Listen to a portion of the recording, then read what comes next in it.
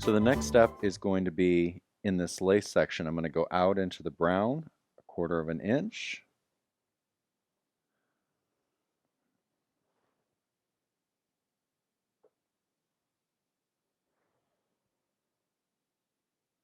Now, even though sometimes when I do this marking, the camera may distort it, trust me on this.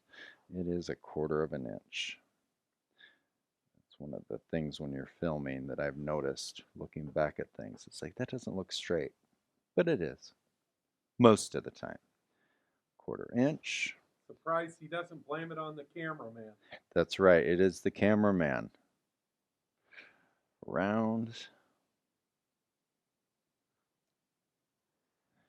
over,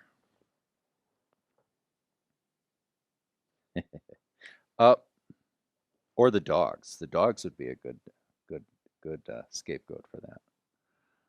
All right, over, up. Now, even though I'm going to go 1/4 inch here in the lace section, what I've decided to do is when I get up and out of the lace, then I'm going to move it to a 1/2 of an inch.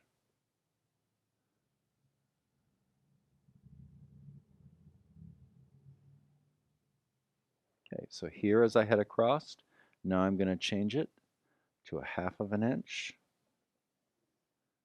And now I'm going to go ahead, change over to the brown thread, and I'm going to quilt this. And I'm going to repeat that on both sides of the lacing.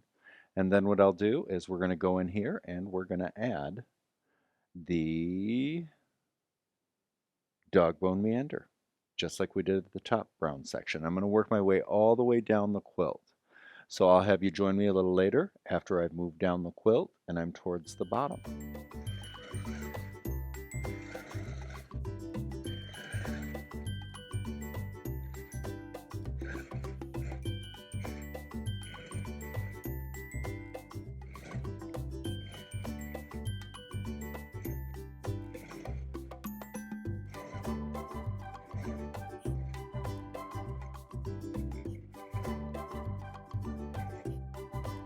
Okay, so now I am going to start with my puzzle piece meander. And again, I've got my cruise mode set.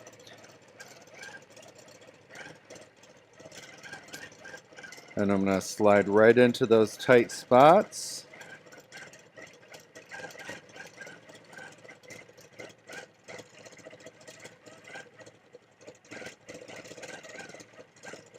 Get right in near that lacing, again leaving that 1/4 inch before I get to the white, and that's going to give me that beautiful negative quilting space or relief quilting.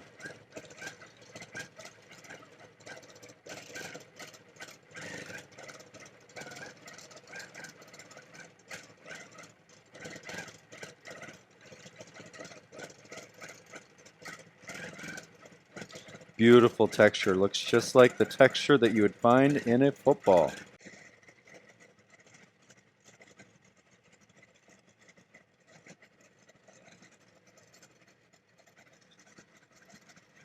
Remember, as you're doing this meander, and if you're not sure where to go next, just think dog bone, dog bone, dog bone.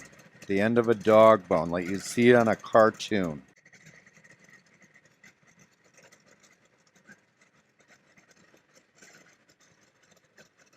Okay, I'm going to lock myself right into that ruler work up there, and then I'm going to head over to the other side, and I'm going to work my way from the left over to the right, now that I have all these tight spaces.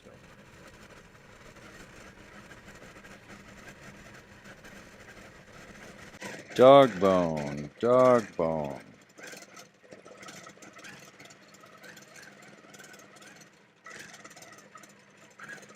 So we're going to complete this all the way over, like I said before, to the lacing. And then we're going to mirror the other side and repeat that on the other side. I'm then going to roll the quilt. I'm going to continue this all the way down towards the bottom. And so it's just going to be reverse of what we've already done. And then when we get towards the bottom, we're going to meet up again here. And we're going to look at how I finish it off. And then we will hang it up. Have a look at the texture of the finished quilt after I trim it. And then we will move into the next quilt.